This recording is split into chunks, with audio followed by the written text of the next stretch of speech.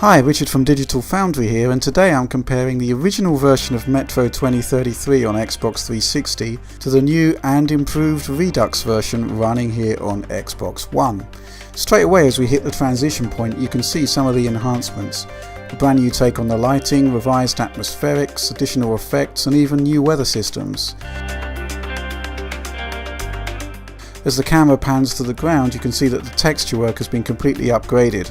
All this comes in addition to a significant boost to resolution. Xbox One renders at a curious 912p resolution, while PS4 operates at native 1080p. Both console editions of the Redux run at a highly consistent 60 frames per second. If you can see the drops, then you've got amazing eyesight.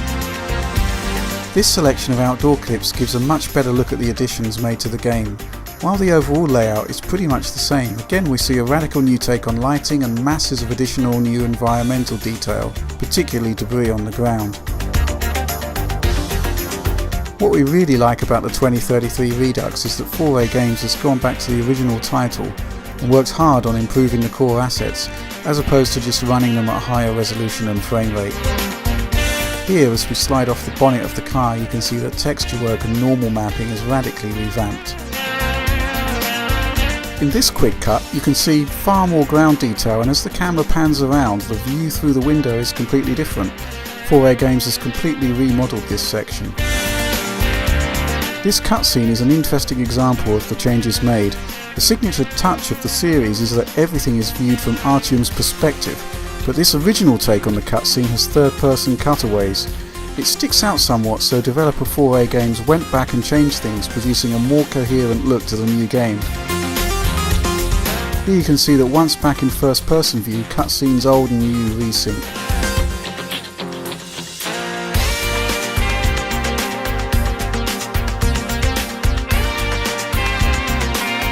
Here's another example of the Redux process in effect.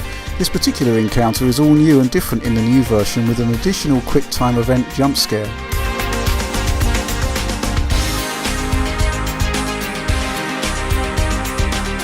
While the outdoor environments get the most intensive work, it's interesting to see that even some incidental scenes get the Redux treatment.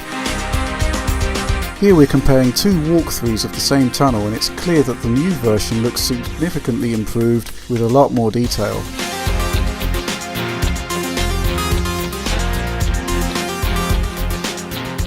Elements of the original Metro that have clearly aged are the character modelling, rigging and animation. While certain elements remain unchanged, often the model is replaced with a brand new version. So for example here, our ally Khan looks significantly improved in the Redux. It looks as though 4A Games simply brought over his higher detail model from Metro Last Light. However, throughout the game there are examples of newer, better and often completely different character models. Anyway, those are the headline changes we noticed after several hours playing both versions of the game. There are more comparisons to follow. Enjoy the footage and thanks for watching.